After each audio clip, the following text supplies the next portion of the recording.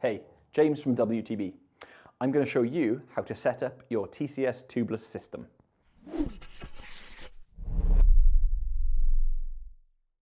So the components you need for this are your TCS Tubeless rim or wheel. You'll need to make sure your rim or wheel has a solid strip fitted. Then you'll need your tubeless tape.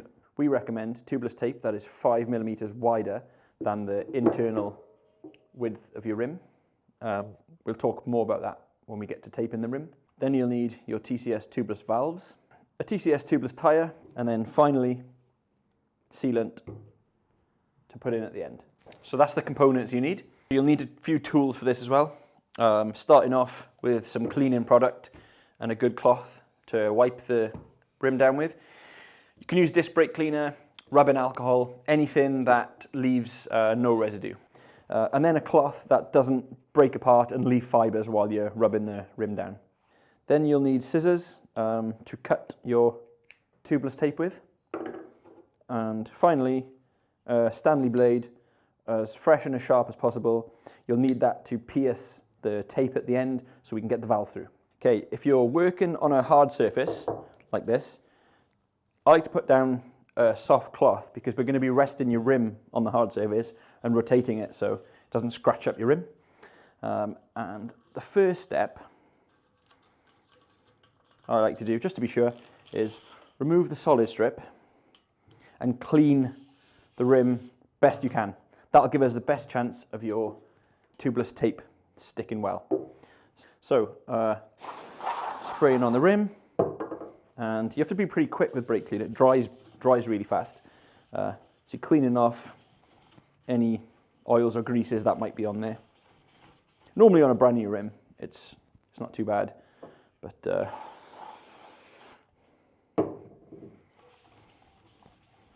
giving it a good clean. And you're going to do this all the way around. So I'm just going to keep going. Really try and make sure you clean on the bead shelves as well, because the tape is going to stick all the way along, right to the edges. So you want to clean right up into the edges there.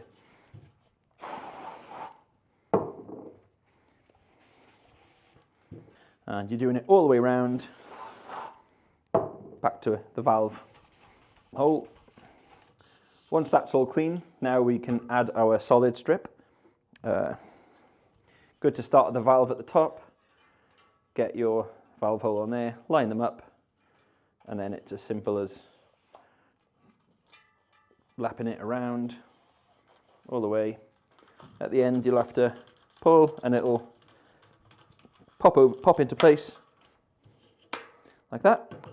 If your valve hole isn't perfectly aligned, you can grab hold of the solid strip, and it will spin around the rim slightly to get it into place.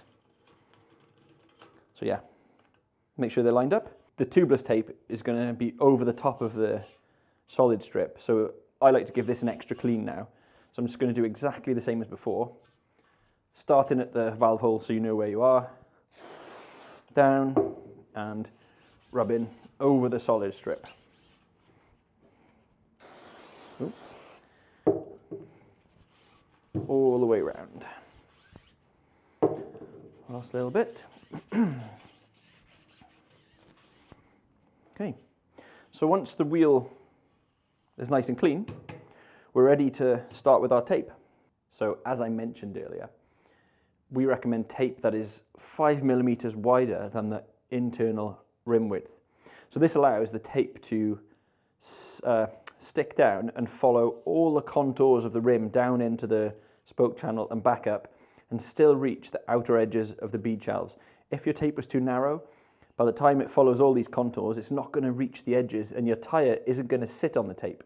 So the goal here is for your tyre beads to be sat on the tape, and that gives you a perfect seal all the way around. You're not relying on the adhesive, you're relying on the tyre pressure to push down on the tape. Perfect seal. So this is an I-30 rim, this is 35mm tape, and this is what we're going to use. Right, just going to trim the edge off the tape, so we're working with a completely fresh section. When taping the rim, your tape is going to start and finish near the valve. It's going to overlap the valve, so this section here you're going to have 2 layers of tape for a little while. I like to start about 3 spokes one side of the valve hole. The valve hole is just there. Go all the way around and then finish 3 spokes to the other side. So you're going to have that section as an overlap and the rest of the rim is going to be one layer, nice and neat all the way around. So let's go 1, 2, 3, and that is where we're going to start, roughly there. So first of all, get your tape down into the center of the rim, and it's the start, so it's worth taking your time to press it down so it has the best possible chance of sticking from the gun. And once you're happy with that, hold that bit there with one hand, grab the other, or grab the roll of tape with this hand, pull back towards you, and now you're really pulling on the tape to keep it nice and tight, almost pulling pretty much as hard as you can without this slipping off, keeping the tape nice and tight, and then while it's tight, you're layering it down between the rim. Going to go again, so pull it tight, dropping it down. And now move your hand, exactly the same. Pull it nice and tight, down in between. Nice and tight, feed it down.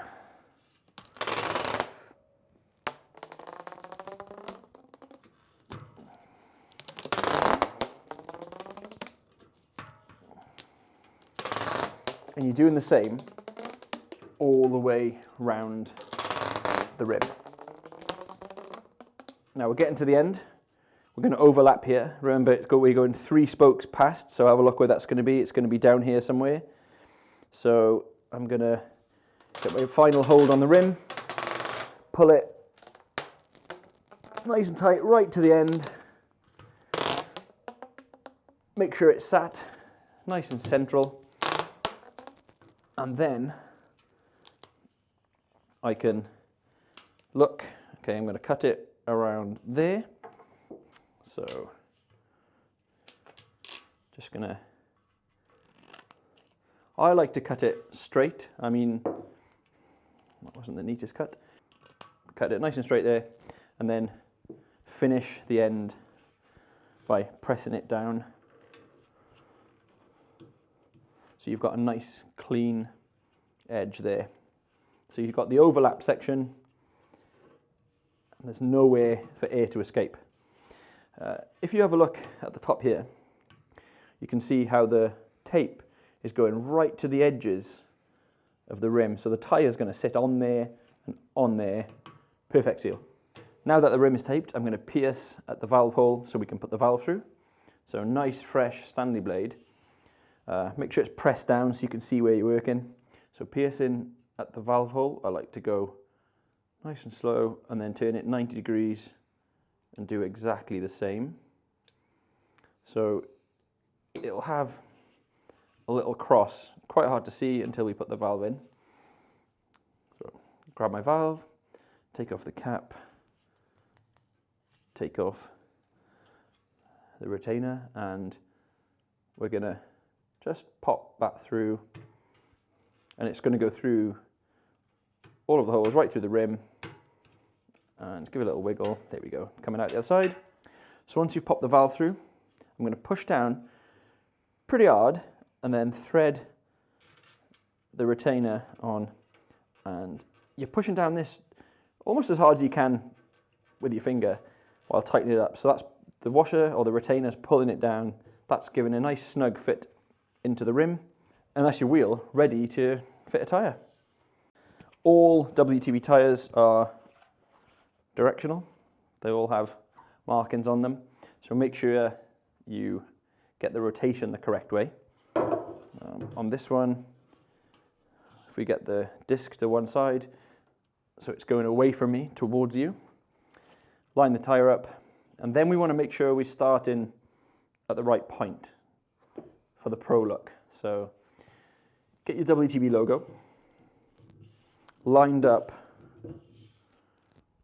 with the valve. So we've got valve and logo together. When it's all fitted in on your bike, it's going to look better like that. So something to note now is that we're working with an asymmetric rim. That means the rim channel is off to one side. See just there, the red underneath the tubeless tape is way closer to this side than the other side. We like to call this the short side. It's the shorter side between the rim channel and the bead shelf. And the short side is where you always install your tyre from. If you install your tyre from the longer side, that tyre bead pops over and it's got way further to travel before it gets into that channel. And that channel is super useful when you're fitting your rim. So always install your tyres from the short side. That means I'm going to have to move this over and install from that side there. So next step is you pick your rim up, pop it down into that first bead of the tyre and just work it round all the way till your first bead is on. So with the tyre bead, as I mentioned earlier, when it's over and into the rim, you want to get it into that rim channel or the rim valley in there. When it's sat in there, it's going to make it looser and easier to fit on the opposite side. So it wants to be in there all the way around. And it's also good to start opposite the valve. Up near the valve, you can't really slide the bead into the channel as much. So starting opposite, finish at the valve. And once it's on, that bead there, lift up and over the valve. That means when we fit this bead, it'll go the other side of the valve, exactly where it needs to be. We do exactly the same with this bead. So we start opposite the valve and we're going to work our way around. So I'm going to turn the valve to the bottom, get this bead and pop it in to the rim, working all the way around. But I'm not going to finish off the bead on this side. I'm going to put the bead on most of the way around. I've popped the bead on almost all the way around, finishing at the valve, but I left a little pocket there, a little hole into the tyre, and that is where we're going to add our sealant. With our TCS Tubeless sealant, full of those little particles inside which help seal the punctures. So it's really important we spread those around before we pour. So make sure you give the sealant a really good shake right before you pour it in. I like to put plenty of sealant in there. On the back of our bottles, there's a guide to how much sealant is good to use in different size tyres. So I like to put a little bit more in, just a personal thing. The more sealant in there, I don't mind the extra weight, I'd rather the extra reliability.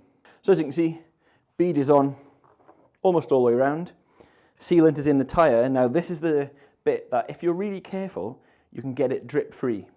If you rush this bit, you might spill a little bit. So rotate the wheel slowly until the sealant is away from the open section that you're going to be working with. So rotating it around nice and slow until you get up to the top. Now the sealant is sat down there. If I put weight down and compress the bottom of that tyre, it's probably going to spill over onto the desk. So I'm going to make sure I don't put weight down on the tyre and work the bead over the rim wall and into place all the way up. So it actually got a little bit tight at the top, so I went back to make sure the bead was in the rim valley all the way around. That's how you're going to make it easier to finish. And there you go. It's sat in and now it's coming back over that bead or over the rim wall a little bit easier. Final touches and we're there. All we've got to do now is add some air and we're ready to go. You can see straight away the tyre popping up, moving up the on-ramps, and it'll take a bit of pressure to pop it up onto the bead shelves, but no compressor needed. Okay, so you're going to keep pumping until you see an equal or consistent fit all the way around. Oh, the bottom just popped on there. So that's it. The tyre has popped onto the bead shelves all the way around. Sometimes you get a loud, satisfying pop as it pops on. So I'll remove the pump, nip up the valve. Now what we want to do, before it's ready to ride, I want to spread the sealant around. So you can lay it flat, rotate it, spread the sealant around, flip it over, do the same. Or you can bounce and rotate. So the sealant splashes all the way around. And that's it. Good to go. Cheers for watching. Hope this was helpful. See you on the next video.